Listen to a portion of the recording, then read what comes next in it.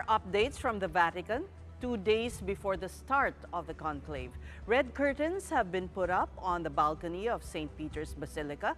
The chimney where the smoke signaling the election of a new pope has also been installed at the Sistine Chapel. Here's more of what we need to know from 1PH anchor Cheryl Cosim reporting to us live. Hi Cheryl, what's the current mood there in the Vatican? Dalawang tulog na lang. Tell us what exactly will happen during the conclave. Oo nga. Hi, Ses. Good evening and good afternoon here from St. Peter's Square here in Rome. Alam mo, wala na talagang tulugan. Diba? It's a beautiful afternoon and you can feel the quiet anticipation building in the air. In just 2 days, the papal conclave will begin where the cardinals will gather to elect the next pope. For now, tourists are taking in the sights, pilgrims are praying, and media crews are setting up for what's expected to be a historic moment. While the atmosphere is calm, everyone's attention is slowly turning towards the Sistine Chapel as the countdown to the conclave continues. Ang lahat nga ng mata ay nakatutok na sa mga susunod na araw, says Sean and Pauline. And now I'm joined today by Father Derek James Vergara to help us understand what we can expect in the coming days before the conclave begins. Father Derek, thank you. Maraming salamat for joining us. Walang anuman po at maraming salamat din po sa inyong pag-imbita at magandang gabi po sa inyo pong lahat na nanonood at nakikinig sa inyo pong programa. Ayan nga, Father Derek, what can we expect in the coming days? Well, katulad po ng ginagawa po ng College of Cardinals ngayon hanggang bukas, we are still expecting from them na magkakaroon pa rin sila ng general congregations. The last one would be tomorrow, no, before the day of the conclave, and part pa rin ito ng kanilang pagninilay reflection regarding the future of the church and regarding the present situation of the church. So to help each cardinal electors to reflect ano ba yung mga kailangan nating qualities or sino ba sa atin ang may kakayahan kaya na mag-address ng ganitong issues sa simbahan. And what qualities do you think the cardinals will look for in the next pope? Personally, no, para sa akin, siguro ang titignan nila ay yung isang kardinal na mayroong malinaw na vision para sa simbahan while at the same time remaining faithful to the teachings of Christ and to the teachings of the church. Kasi hindi naman usapan dito yung liberal o konserbatibo. Ang usapin dito is kung orthodox ba, faithful sa turo ng simbahan, or baka mamaya ay maging lumayo tayo doon sa turo ng simbahan at sa turo ni Kristo. So yung conservatism, liberalism, yan ay mode ng pag-a-apply ng teaching ng simbahan. And sabi nga ng canon law, isa sa mga requirement ng cardinal ay prudent in action.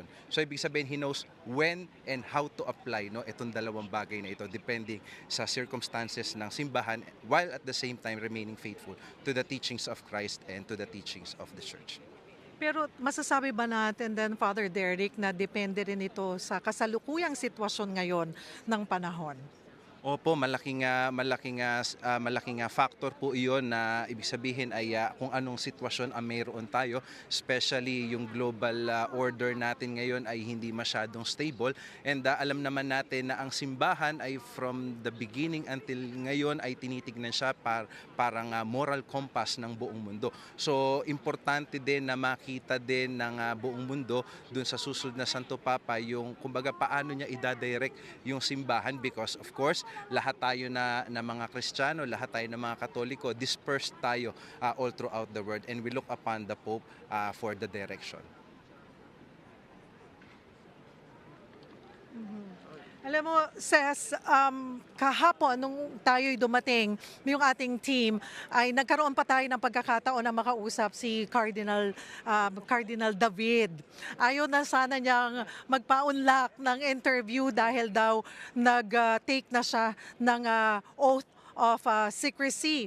Pero sabi niya ay handa na at excited na sila, especially para sa kanya at kay Cardinal Advincula na unang beses na magpa-participate dito sa conclave.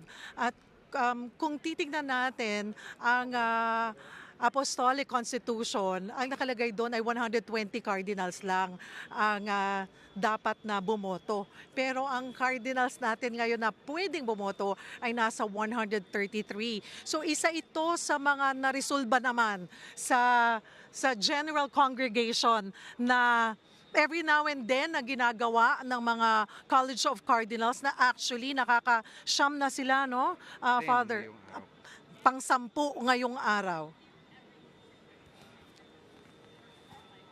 Yes, opo. Pang-sampu po ngayon ang kanilang General Congregation at nagkakasalukuyan po na ongoing pa itong General Congregation. Katulad nga po nung sinabi ko kanina ay patuloy pa nilang pinag-uusapan ano ba yung mga kailangan nating resolbahin at kinakaharap natin ngayon sa simbahan. And with regards naman po do sa 120 na maximum na nakalagay do sa Apostolic Constitution, totoo po yun. Pero sabi ng mga kanonista, ng mga legal expert po ay na-supersede ito nung by the fact and by the decree of Pope Francis creating 135 cardinals. So by that ay parang presupposition na nasa isip ni Pope Francis na isupersede itong 120 na cardinal elector limit ng Apostolic Constitution.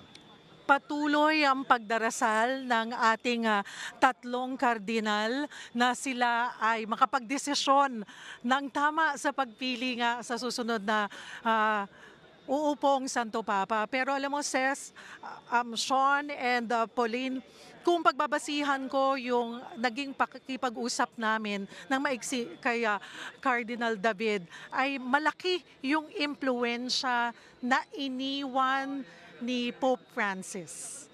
Malaking bagay na iminulat muli ang simbahang Katolika na hindi dapat sila ang nilalapitan ng tao, kundi sila ang bumababa sa mga Katoliko. And also, mas naging inclusive at mas naging open. Mas open ang church ngayon, ang Catholic Church sa lahat. Ano, Father Vergara?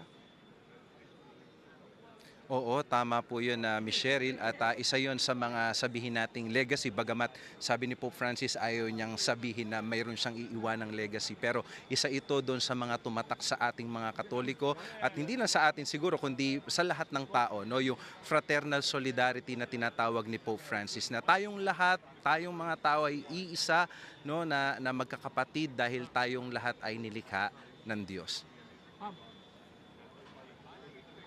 Salamat sa inyong dalawa, Cheryl Alright, Cosim. so far, yan ang latest.